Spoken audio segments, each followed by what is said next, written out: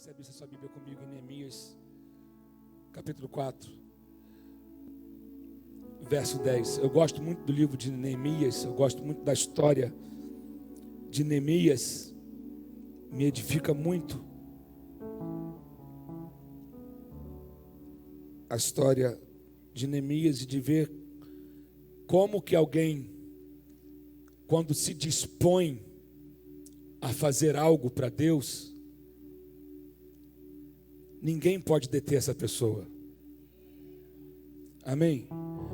Neemias era um cara que ele não tinha títulos, ele não tinha um título de pastor, ele não tinha um título de ministro de louvor, ou de presbítero, ou de diácono. Neemias era um copeiro do rei, ele servia ao rei, mas ele recebe uma notícia de que a cidade onde estavam sepultados seus pais estava destruída. Isso é a cidade onde tinha sua história, a cidade onde ele cresceu, o povo dele.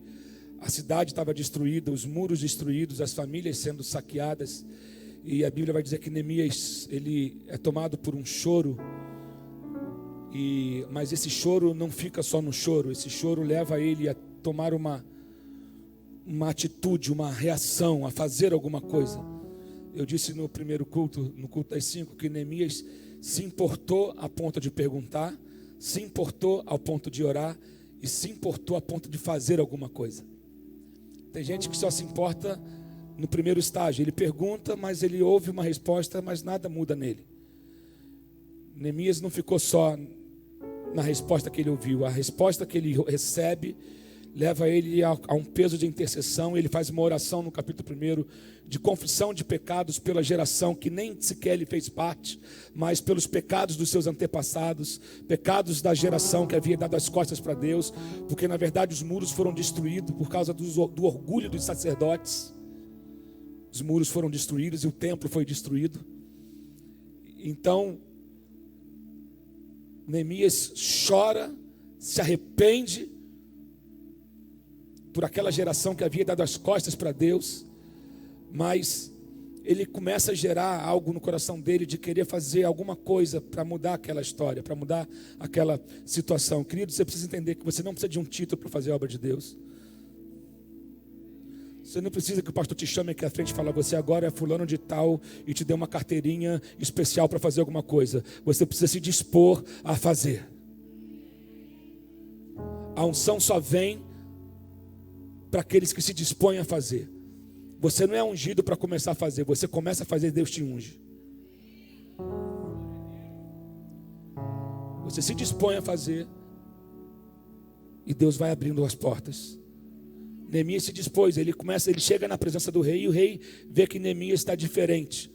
E o rei pergunta para ele: o que está acontecendo? Que o teu semblante está baixo, está caído, você não está alegre como você costumava ser. E ele fala: a cidade onde eu cresci, a cidade dos meus pais, a cidade do meu povo está destruída, o templo destruído, os muros destruídos, as famílias sofrendo, e eu estou muito triste. O rei então pergunta: o que eu posso fazer por você? Ele vai e diz o seguinte: eu vou orar ao Senhor para ver o que Deus vai me direcionar. Essa é uma lição para nós também. A nossa vida deve ser baseada por oração, não pela nossa intuição. Quando a gente desenvolve um hábito de oração, Deus nos dá a direção. Amém? Quando você desenvolve um hábito de oração, Deus vai te dando a direção. Então Neemias orou. Por que orou? Orou para não pedir nada de mais, nada de menos. Eu vou orar para ver o que tem que ser feito. E aí, você sabe, Neemias é colocado, ele vai de copeiro a governador. Porque ele decidiu fazer algo, ele não sabia como fazer, mas ele tinha uma disposição para fazer. Quando você tem a disposição, Deus começa a ensinar você, Deus começa a fazer conexões na sua vida que vão te ajudar a chegar a um propósito, a construir algo. Então eu vejo isso em toda a história. Neemias vem e ele faz em 52 dias o que em 70 anos não conseguiram fazer.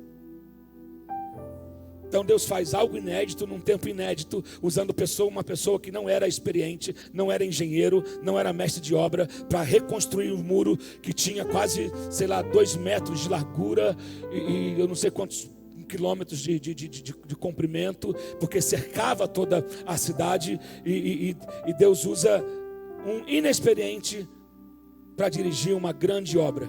E Neemias tinha um foco. Só que toda vez que você decide construir algo, você tem que estar preparado para a oposição. Porque existem os inimigos da construção. O diabo não está feliz que você está construindo sua casa. O diabo não está feliz que você está construindo seu ministério. O diabo não está feliz que você está construindo uma carreira. O diabo não está feliz que você está construindo uma família. Porque ele é inimigo da construção. Porque o ministério do diabo é roubar, matar e destruir. Está comigo?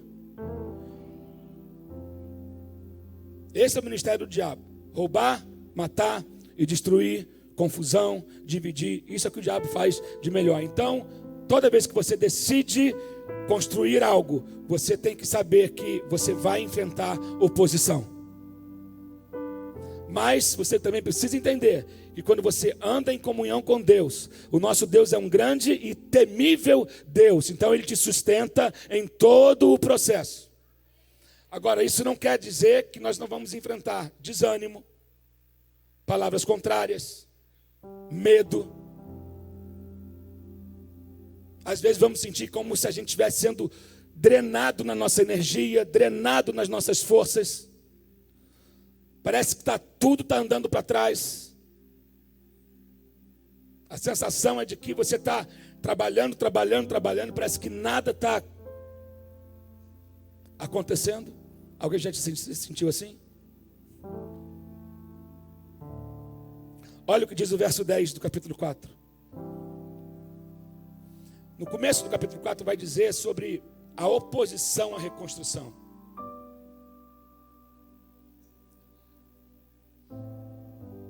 Vai dizer sobre o Sanbalat e Tobias, que eram opositores, eles estavam contra, eles não queriam que... Eu quero que você entenda o seguinte, a sua disfunção, ela é favorável para alguém. A sua disfunção, ela é um bom negócio. Alguém está lucrando com ela. A sua família é disfuncional, o seu casamento é disfuncional, é interessante para alguém. Então tem sempre pessoas que não vão querer que você reconstrua a sua casa, que você reconstrua a sua vida. Então quando você se movimenta para botar em ordem alguma coisa, vão se levantar pessoas para dizer, não, faz isso não. Tem certeza? Você está maluco? E aí o diabo vai querer roubar o teu tempo. Porque se ele consegue paralisar você, se ele consegue o seu tempo, ele consegue deixar você inativo e improdutivo. Aí no verso 10, diz o seguinte: enquanto isso, o povo de Judá começou a dizer, os trabalhadores já não têm mais forças, e ainda há muito entulho, por nós mesmos não conseguiremos reconstruir o muro. Quero falar um pouco nessa noite sobre quando o desânimo vem. Eu não sei se você já se sentiu desanimado. Eu não sei se você está num processo ou no meio de uma luta, de uma situação onde você está completamente como esses trabalhadores aqui. O povo está sem força. O povo não consegue mais. Eles não estão mais acreditando que esse muro pode ser reconstruído. O povo de Judá lhes disseram, os trabalhadores já estão sem forças. Em outras palavras, eles trabalharam até a exaustão. Eles estão esgotados fisicamente, mentalmente, emocionalmente. E às vezes a gente também quer espiritualizar o que não deve ser espiritualizado. O cansaço também é real, existe um cansaço. Tem gente que às vezes entra num ritmo frenético e começa a fazer coisas que consomem todo o seu tempo, e Deus não te pediu para você fazer dessa maneira. E aí, talvez você chega falando assim, acho que eu estou assim porque eu não estou com a minha vida, eu deveria jejuar mais, eu deveria orar mais, eu deveria... Lógico, oração, jejum nunca é demais, querido. Mas existem momentos na nossa vida que a coisa mais espiritual que você pode fazer é tirar uma folga. É desmarcar a tua agenda, botar o pé no chão, desligar o seu telefone. Desafio hoje, né? Uma galera que o telefone parece que criou raiz na mão. Bota uma foto que aparece aí, que o telefone enraizado assim na mão da pessoa, criando raiz. A pessoa não consegue nem, vai no banheiro, vai com o telefone. Ela vai cozinhar, ela vai com o telefone. Ela vai tudo com o telefone. Jesus está falando. Na verdade, às vezes você só está cansado e você precisa descansar, precisa de renovar a tua mente. Na verdade,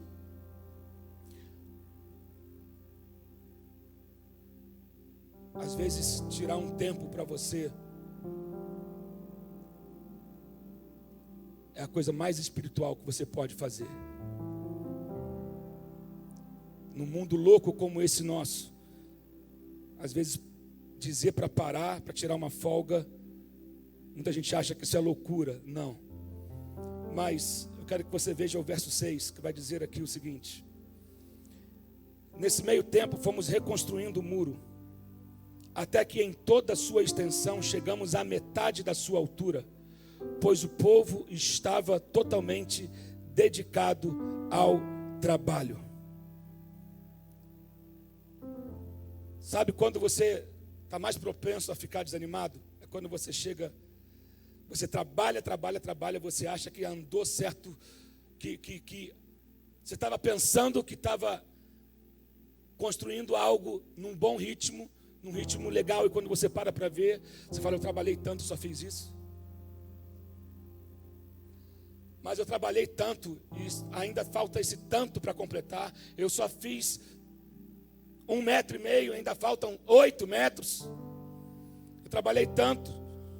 Você começa a olhar, e aí quando você vê que não chegou nem na metade ainda, ou só está na metade, tem tanto trabalho pela frente ainda, tem tanto lixo pelo chão, é nessa hora que o desânimo começa a vir e fala. Aí vem as vozes externas dizendo: isso não vai dar certo, isso não vai dar certo, isso não vai dar certo, você não tinha que ter entrado nisso, você não tinha que ter acreditado nisso, isso não vai dar certo. Então, querido, primeiro a Bíblia vai dizer que eles estavam trabalhando com todo empenho, com toda a dedicação, com todo o coração. Até porque, veja bem, era um projeto novo. Em 70 anos ninguém tinha feito nada, mas de repente chega um cara novo, com sangue no olho, inspirando um monte de gente e falando: vamos fazer, vamos embora, vai dar certo. Neemias era esse cara que chegou, examinou, olhou tudo, falou: é possível, tem muito lixo, mas a gente limpa o lixo, tem muita pedra, a gente usa a pedra do muro antigo, mas a gente vai fazer. Então, muita gente se envolveu na novidade do projeto, e hoje não é diferente. Muitas pessoas veem um projeto começando e elas se animam quando o projeto começa, mas no meio do processo começa a lidar com as dificuldades, com o cansaço, aí começam a desacreditar do projeto e vão desanimando no meio do caminho. Você tem que tomar cuidado. Eu imagino que no começo era inovador, no começo era algo legal. Neemias chegou com uma ideia nova. Neemias chegou com uma palavra de inspiração e de encorajamento. E ele arrebatou o coração daquele povo, ele inspirou as famílias. A Bíblia vai dizer nesse mesmo capítulo 4 que ele usou as famílias. Lá na frente, a partir do verso 16, se eu não me engano, ali vai dizer que, de 14, vai dizer que ele pegou as famílias e ele encorajou os homens a lutarem pelos seus filhos, a lutarem pelas suas filhas, por suas casas, por suas esposas, por suas famílias. Aí lá no verso 20 ele vai dizer o seguinte: Deus pelejará por vós. Neemias tinha um foco, desde quando ele saiu lá do lugar onde ele estava como copeiro do rei. Ele saiu com uma visão e ele foi dominado com essa visão. Ele estava entranhado com essa visão, com esse projeto, e ele sabia: eu saí para fazer uma obra e ela vai ser concluída, independente da oposição ou não. E essa palavra você precisa pegar para a tua vida, independente da torcida contrária. Aquilo que Deus colocou no meu coração vai acontecer. Eu vou te falar uma coisa: queira você ou não, vai acontecer. torcendo você a favor ou contra. Vai acontecer. Estão torcendo contra a tua casa, não importa o que estão pensando, o que estão falando. Veja o que Deus já te mostrou e vai acontecer. Você precisa crer contra a oposição. Ei, eu vou repetir. Você precisa crer contra a oposição. Você não pode deixar que a palavra de oposição estacione você, paralise você. O problema é que quando a gente dá lugar, às vezes, a fadiga, a nossa fé, ela pode ser comprometida. É por isso que o salmista vai dizer no Salmo 23 que Ele me faz repousar em pastos verdejantes. No meio do deserto tem descanso para você. No meio da obra tem refrigério para você. Tem descanso para você. Quando você descansa no Senhor, Deus entra, Deus traz ânimo, Deus te reanima. Amém? Deus te reanima. A fadiga é um dos maiores causadores do desânimo. E que muitas vezes ela se revela no meio do trabalho. É no meio do projeto. É por isso que muitas pessoas deixaram projetos nas suas vidas, projetos inacabados, porque foram dominados pela fadiga. E a fadiga é a porta para o desânimo. E aí eles abandonam.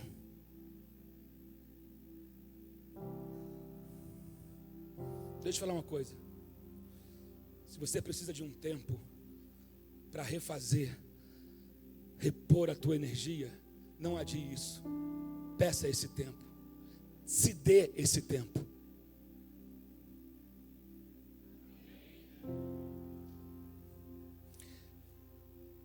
Tem gente que não quer largar o osso.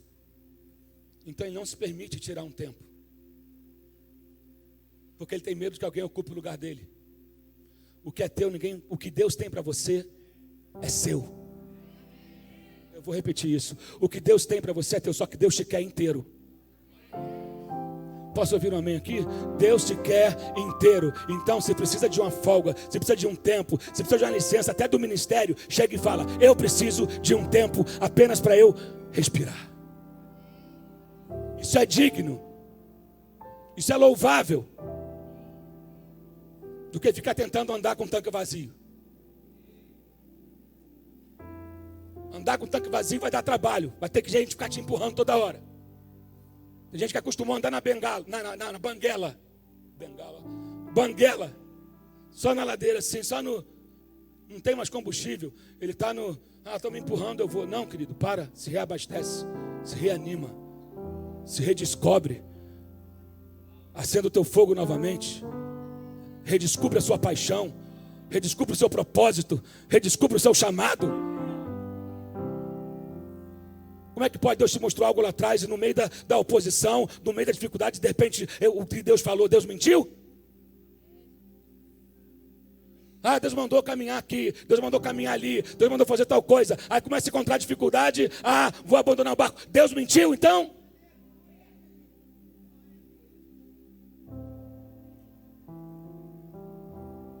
Eu não entendo gente que cada hora Deus fala uma coisa que tem a ver com destinos, com futuro, com um monte de coisa, e muda toda hora. Deus não é bipolar, Deus não oscila. Deus dá uma visão e fala, vai. Lembra que Deus começa pelo final. Deus primeiro faz o final, depois ele diz, começa. Deus já tinha mostrado, Neemias sabia que ia dar certo. Neemias sabia, ele falou, eu vou fazer algo, é para completar. Eu sei, você sabe que Sanbalate tentou chamar para conversar. Vamos sentar, vamos conversar. Ele falou, eu estou envolvido numa grande obra, de maneira que eu não posso descer. O nível do diabo é embaixo. Tem sempre uma força querendo te trazer de volta para o lugar de onde Deus te tirou. Eu vou repetir isso. Tem sempre uma força querendo te trazer de volta para o lugar de onde Deus te tirou. Aí entra... São os inimigos do teu crescimento. Você começou a voar, começou a decolar, começou a despontar. Aí vem a dificuldade, aí vem uma força puxando. Não, você não é digno disso, você não sabe muito, você não faz nada direito, você não tem estudo suficiente, você não tem o suficiente. Imagina se Neemias fosse ouvir essas vozes, sabe? Até porque tem sempre essas forças contrárias te trazendo para o lugar de onde Deus te tirou, porque não é na tua força, é na força dele. Se Deus disse que vai te levar, ele vai te levar, ele vai te usar, ele vai fazer. É debaixo dessa palavra que Neemias andava, e é debaixo dessa palavra que você tem que andar. Pare de ficar tentado a voltar para o lugar de onde Deus te tirou. Não desanime no meio da oposição. A causa número 2 do desânimo é a frustração. Os judeus estavam construindo um novo muro, mas havia muita sujeira, rochas quebradas, pedras quebradas, estavam espalhadas por toda parte. Cimento seco, é difícil trabalhar com concreto endurecido. É difícil. E quando eles olhavam, era uma quantidade de lixo, porque no verso 10 vai dizer: os trabalhadores já estão sem forças e ainda há muito entulho. E eles ficaram desanimados e perderam de vista o objetivo. Quando você começa a olhar demais para lixo, você perde a visão do propósito. Oh, meu Deus do céu. Tem gente que só consegue enxergar o lixo. Tem gente que só consegue enxergar o entulho. Tem gente que só consegue enxergar o que está fora do lugar e perdeu o propósito de vista, perdeu a visão, não tem mais visão. Ele anda só pelo que ele está vendo ali. Ei, Deus pega a pedra quebrada, Deus pega a pedra queimada. E Neemias reconstruiu o muro com pedra queimada. Neemias reconstruiu o entulho para você, que de repente você olha e não tem valor nenhum. Deus pega e fala: no lugar certo. Todos nós aqui somos pedras queimadas. Ah, você não entendeu. Todos nós aqui somos pedras queimadas, que temos histórias, temos experiências, temos feridas, temos coisas que foram quebradas em nós, mas Deus tem um lugar certo para nós. Deus tem, oh meu Deus, tem um lugar certo no muro que cabe você, certinho.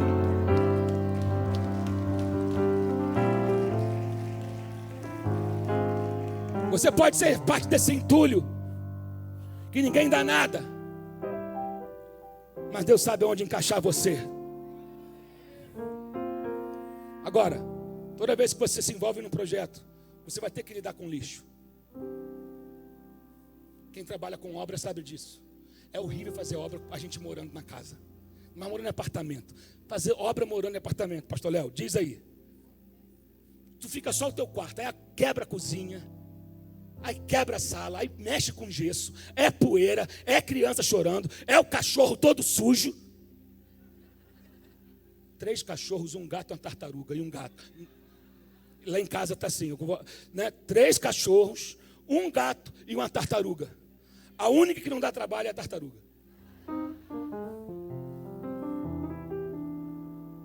Aí tu pensa, a casa limpinha. Aí vem um abençoado do Zion. É um cachorro que foi adotado há pouco tempo pela Laura. E ele é todo estabanado. Coisa linda. Quer para você, irmã?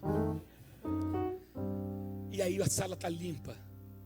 Aí você chega 11 horas da noite. Você abre a porta só para fazer um carinho danado do cachorro. E ele de presente te dá um xixi no meio da sala. E ele tem toda uma área fora para ele poder fazer as coisas dele.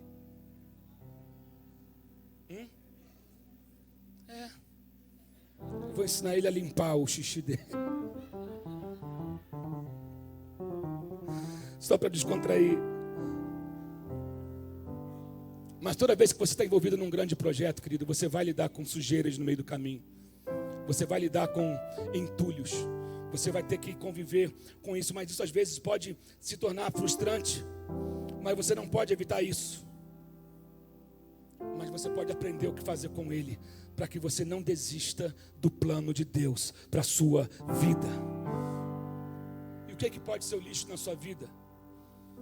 O lixo pode ser coisas triviais ou coisas que desperdiçam o seu tempo. Você está focando no lixo e perdendo a visão. Começa a olhar para o que Deus está construindo. Para de ficar dando atenção para lixo. e começa a ver o que Deus está fazendo. Começa a olhar o que você já fez até aqui.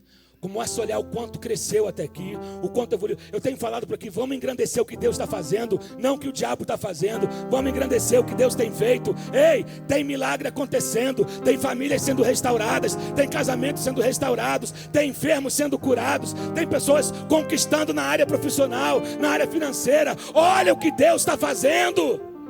É incrível como que às vezes o que está errado ganha mais ibope do que aquilo que está dando certo.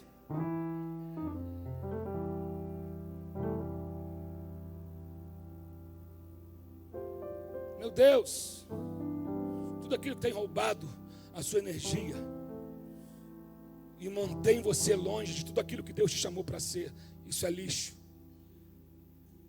Você fica concentrado nisso. Coisas que te impedem de fazer o que realmente importa.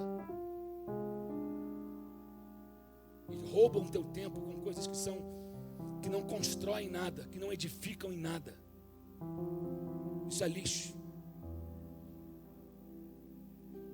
Coisas que roubam, por exemplo, o tempo de você com a sua esposa, o seu tempo com seus filhos. Estão roubando o seu tempo de construir a sua família. Lixo. Você quase não está com tempo de conviver com a sua casa, com os seus famílias, com aquelas pessoas que Deus confiou a você. E você está gastando mais tempo tentando resolver o problema dos outros do que olhar para a sua própria casa. Sabe aquele texto que fala, antes de querer tirar o cisco no olho do teu irmão, tira o arqueiro que está no teu olho.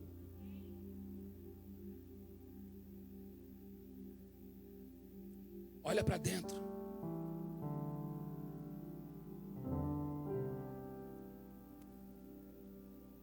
O lixo são aquelas coisas que ficam no seu caminho. Os lixos são aquelas coisas que te fazem tropeçar e que impedem você de crescer. Existem lixos emocionais em nós. Sentimentos que são lixo. E precisam ser deletados, precisam ser deixados de lado. Ou melhor, deixar de receber. Algumas pessoas têm um altar dentro de si para os seus sentimentos disfuncionais. Tem uma congregação dentro deles. E eles cultuam aquilo, cultuam a dor. Para de dar ibope à sua dor. Para de de erguer um altar de adoração à sua dor. E ergue um altar de adoração ao teu Deus.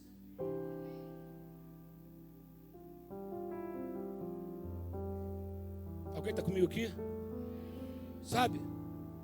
E essas coisas vão existir. E você precisa aprender a lidar com elas e não deixar que elas controlem a sua vida. Em outras palavras, você precisa jogar o lixo no lixo. Ou tirar o lixo do teu caminho. Enquanto você estiver construindo, vai haver lixo. Mas foque na construção. Não perca o foco daquilo que Deus está realizando.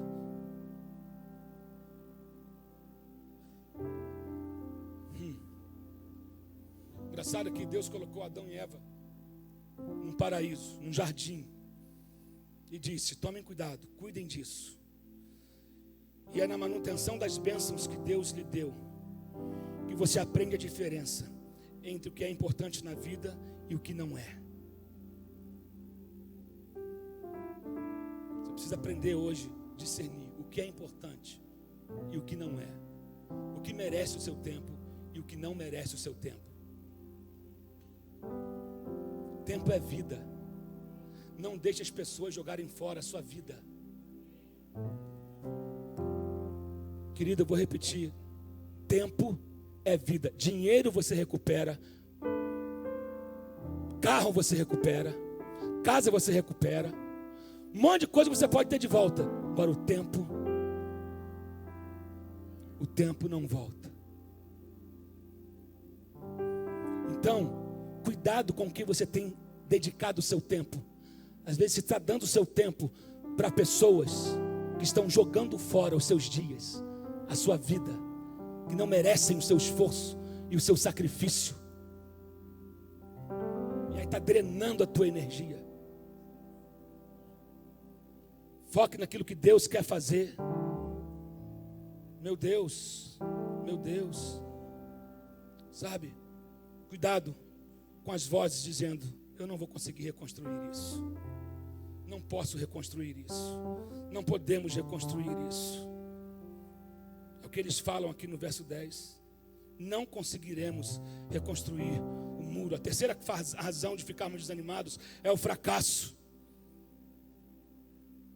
Quando eles fazem essa declaração: não conseguiremos reconstruir o muro. Isso é, vamos fracassar. Querido, como o homem pensa, assim ele é. Quero que você entenda que há poder nas suas palavras. Troque a sua palavra. Troque o que você tem dito a seu respeito. Troque o que você tem dito em relação à igreja. Troque o que você tem dito em relação à sua casa. Troque o que você tem dito em relação ao seu trabalho. A tua boca é instrumento de bênção, não uma fossa. Eu vou repetir: a tua boca é instrumento de bênção. A morte e a vida estão no poder da língua. Aquele que bem a utiliza comerá do seu fruto. A Bíblia fala que a gente deve usar a nossa boca para edificar e para abençoar, não para amaldiçoar. Crente que amaldiçoa é feiticeiro. Use a boca para edificar. Se não tem o que falar, é melhor que fique calado. A Bíblia fala que o tolo se passa por sábio quando fica de boca calada. Sou eu que falo, não é a Bíblia. Até o tolo se passa por sábio. Não tenho o que falar, querido. Be quiet. Falei certo? Vou pregar em inglês. Vocês estão me ouvindo falar isso há 3 anos. E eu vou pregar em inglês. Você vai receber o dom de interpretação. Não, vai estudar, irmão. Não tenho o que falar. Olha só, às vezes tem situações que a gente não tem uma opinião, ou o que a gente pensa não vai edificar. Guarda o seu comentário para você. Difícil, irmão, eu sei que é. Porque é um negocinho. A Bíblia fala que a gente tem um órgãozinho chamado língua. Que pode, né? Você consegue treinar o seu cachorro, mas não consegue domar a sua língua. Compara a língua a uma centelha, a uma faísca que pode incendiar uma floresta. Você não sabe o dano que você pode causar falando demais. Muitos problemas que a gente se mete, a gente se entrou por causa da nossa língua. Às vezes, o silêncio é o teu melhor amigo. O irmão entendeu ali. A Bíblia fala que quando Neemias foi reconstruir os muros, ele foi em silêncio. Ele não revelou o projeto para ninguém, até que começasse. Tem horas, querido, Deus te deu uma visão, guarda de boca fechada. Porque existem ladrões de sonho, roubadores de alegria, opositores. Vai ter um momento de você botar na mídia. Vai ter um momento de você falar, mas tem hora que você tem que ficar quieto. E tem gente que acha que você não está fazendo nada, mas você está gerando. Você está gerando. O problema é que tem gente que fala demais e não faz. Obrigado. Fala e não constrói nada. Por isso que eu tenho dificuldade de ouvir crítico. Tem crítica que vem para construir, para ajudar, para... Agora, crítica que vem só para ver o que está errado, eu pergunto, o que você construiu na vida? Aí eu vou dizer se eu vou te ouvir ou não.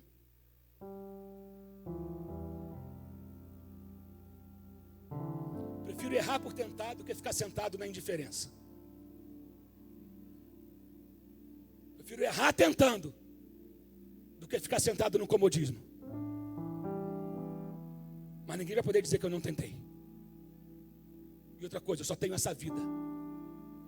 Se eu tenho que arriscar tudo, eu tenho que arriscar agora. Se eu tenho que dar os melhores dias, a maior fase da minha energia, eu tenho que dar para Deus, é agora.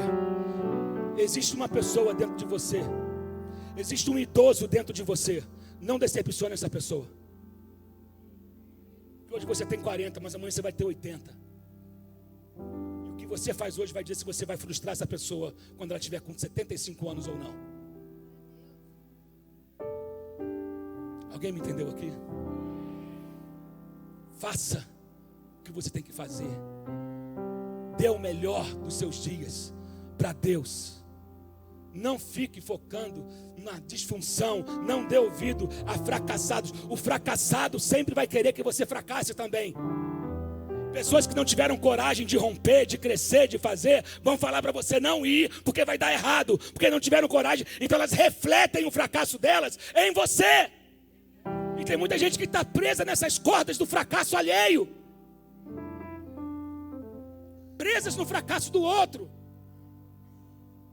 Meu amigo falhou, minha avó falhou, meu bisavô falhou, meu pai falhou, todo mundo falhou. Eu também vou repetir isso. Eu vou falhar justamente ali.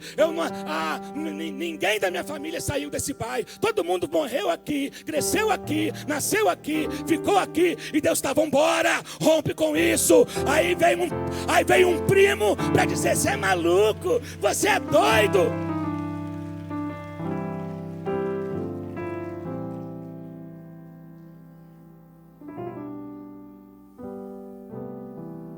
Deus, fracasso. Para de ficar se vendo como coitadinho, pobre de mim, tadinho de mim. Ninguém me ama, ninguém me quer. Não consigo realizar isso. Está dando atestado de fracasso para você mesmo. Deus já enxergou o teu potencial e você está dando as costas para Deus. Eu gosto do texto quando Deus chega para Gideão e fala: homem valente, poderoso guerreiro. Gideão, o menor, o mais medroso, menor família, fugindo de todo mundo, estou aqui escondidinho. Valoroso guerreiro, porque o Senhor sempre te chama pelo título que Ele criou você para ser. Deus não te criou para derrota. Deus não te criou para o fracasso. Oh, meu Deus do céu. Só que aí o diabo chega do outro lado e fala: ô fracassado. Aí você dá ibope. E Deus está: poderoso guerreiro, eu sou contigo, levanta. Vambora, conquista, abre, toca, mete o pé, toca a trombeta, vai, sacode, eu sou contigo. O Senhor está te chamando.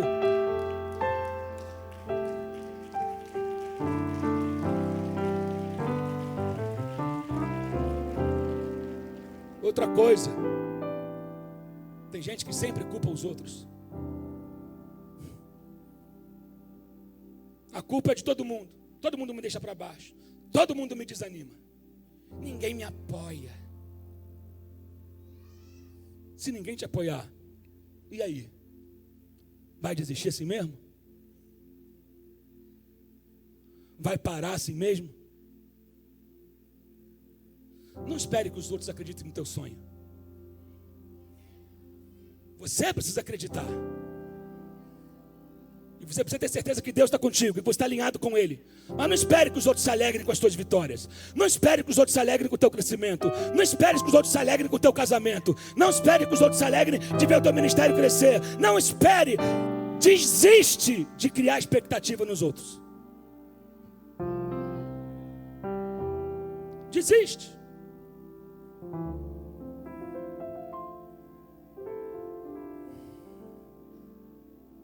Você sabe que vencedores não são aqueles que nunca perderam, mas aqueles que nunca desistiram. Eles veem o fracasso como um revés temporário. Até porque o fracasso, as nossas leves e momentâneas tribulações ou derrotas aparentes nos fortalecem. Primeiro nos ensinam a depender de Deus.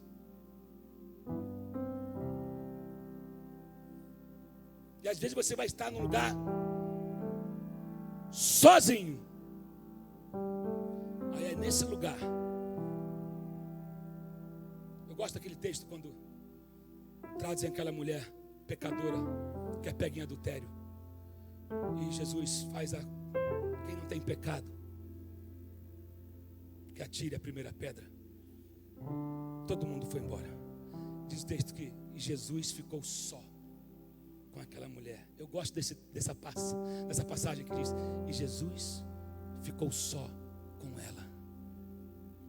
Às vezes tem gente demais, uns te aplaudindo e outros te acusando, e você não consegue ficar sós com o mestre. Jesus dá um jeito de mandar todo mundo vazar. porque Ele quer a tua atenção. Para você entender que Ele é tudo o que você precisa. Então quando você fica só você e Ele começa a tratar contigo em questões particulares. Deixa eu te falar uma coisa, Deus não quer expor você. Deus não veio para trazer você para, Deus não te criou para você passar vergonha, mas Deus trata com você no particular. A tentação, o diabo tenta você para expor você à vergonha, mas Deus prova você para revelar a glória dele.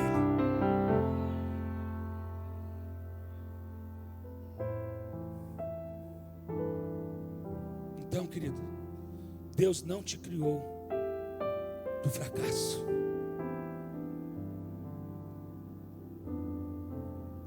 Um autor que eu gosto de ler muito, chamado John Mason, ele vai dizer que o segredo do sucesso é começar do zero e não parar nunca. Amém? Alguém entendeu ali? É começar do zero e não parar nunca. Não parar nunca. Então, quando o desânimo vier, quando essas vozes, quando a sensação de fracasso vier, lembra daquele que te chamou, que te diz: ser forte e corajoso. Amém? Ser forte e corajoso. Oh, meu Deus. Aprenda a ser paciente, de modo que você vai agradar a Deus e será dado a você o que Ele prometeu. Espera no Senhor. Os inimigos disseram, olha o que diz o verso 11: os nossos inimigos diziam: antes que descubram qualquer coisa ou nos vejam, estaremos bem ali no meio deles. Vamos matá-los e acabar com o trabalho deles. Intimidação. Quarta causa do desânimo: medo. Intimidação. Eles haviam dito: vamos acabar com tudo, vamos matar todo mundo, essa obra não vai dar certo. A intimidação, ela é sutil. Tem um livrinho meu escrito ali sobre vencendo o espírito da intimidação. Tem vários tipos de intimidação. Tem intimidação velada, né, que são palavrinhas que vêm de maneira sutil. Tem intimidações que são mais descaradas. Tem pessoas que são intimidadas no trabalho.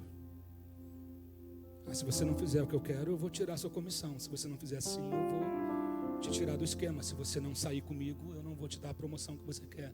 Se você não fizer isso ou aquilo assim, eu vou acabar com a tua carreira. Intimidação.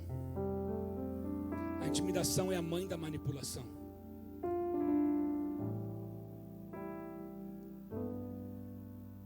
Elias foi intimidado, mas Deus veio e lembrou a ele quem ele era. Toda vez que o espírito de intimidação vem, Deus vem e lembra quem você é. Não sou mais escravo do medo, eu sou filho de Deus. Lembra dessa música? Não sou mais escravo do medo, eu sou. Não deixe que o medo te paralise. Não deixe que a intimidação te paralise. Deus é fiel para fazer com que você conclua, para fazer com que você chegue ao final. Deus vai usar a tua vida para fazer algo inédito. Não pare agora. Não desista agora. Não volte ou não fuja. Amém? Meu Deus. Verso 12 vai dizer: os judeus que moravam perto deles 10 vezes nos preveniram: para onde quer que vocês se virarem, saibam que seremos atacados de todos os lados. Meu Deus.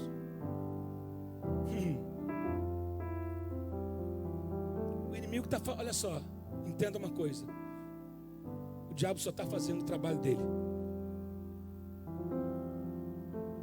Está fazendo o trabalho dele. Só que vocês precisam se posicionar como filho de Deus. Você está do lado mais forte da corda. Você serve a um Deus que nunca perdeu nenhuma batalha. Você serve a um Deus que quando fala o nome dele o inferno estremece. Você serve a um Deus que abre porta onde nem parede há. Você serve um Deus que faz caminho no meio do ermo. Você serve um Deus onde as nuvens são o pó dos seus pés. Você serve um Deus que faz um caminho no meio da tormenta. É esse Deus que você serve, a um grande e temível Deus. Os montes se abalam ao som da voz dele. Meu Deus,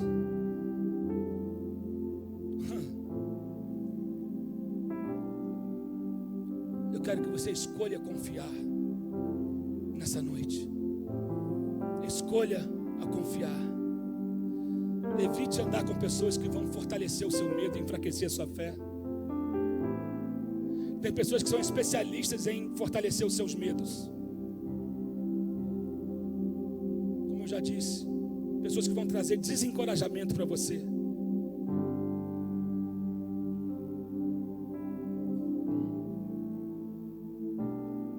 Ande com gente que vai ajudar você a ter uma fé robusta, uma fé consistente. Amém, gente? Vocês estão me entendendo?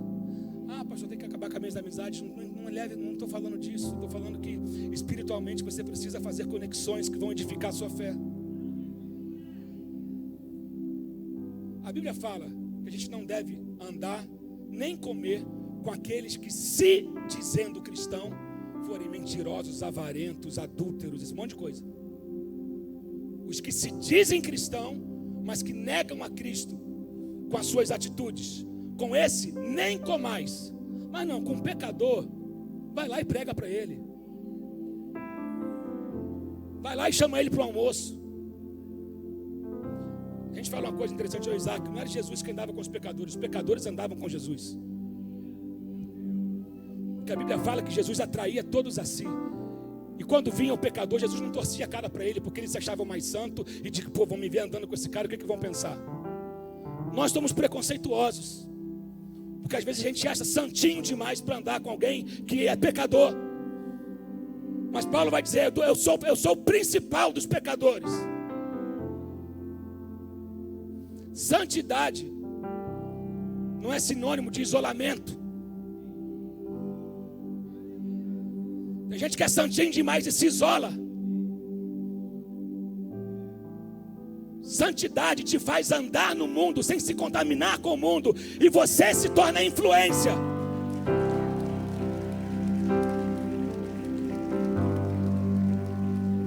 O homem mais santo que já andou nessa terra não ficou confinado dentro de um templo. O homem mais santo dessa terra, ele foi visto com prostituta, ele foi visto com ladrão, ele foi visto com corrupto, porque ele disse: os bons não precisam de médicos, só os que estão doentes. E já naquela época ele teve problema com os líderes religiosos. Nada mudou. Os mais experientes na fé é que dão mais dor de cabeça. Eles se acham tão santos que eu não sei o que estão fazendo na terra. Jesus já podia ter levado. Agora peça a Deus sabedoria, porque nem tudo é para todos. Tem coisas que tem a ver com chamado. Procure o que Deus quer que você faça. Não queira fazer o que o outro está fazendo porque você acha legal. Busque direção em Deus. Amém, meus irmãos? Então, meu Deus,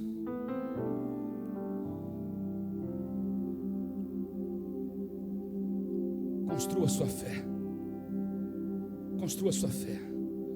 Diga adeus aos seus medos hoje. Diga adeus hoje a toda frustração, a toda fadiga, a todo ressentimento, a todo medo. Diga adeus a essas coisas que estavam alimentando o seu desânimo. Oh, meu Deus. Qual é o seu medo? O que está paralisando você? Depois a Bíblia vai dizer, no capítulo 6, que em 52 dias, eles concluíram a construção do templo. E todos tiveram que reconhecer que só foi possível porque Deus estava com eles. Não é nada sobre você, não é sobre a sua capacidade, não é sobre a sua experiência, não é pela sua formação. Se a mão do Senhor não estiver sobre você, você sim será um fracassado. É impossível andar com Deus e viver uma vida de fracasso. Agora, Deus não julga sucesso como o homem julga. Deus não mede sucesso como o homem mede. Juntar multidão nem sempre significa ter aprovação de Deus. Ser famoso não significa ter aprovação de Deus.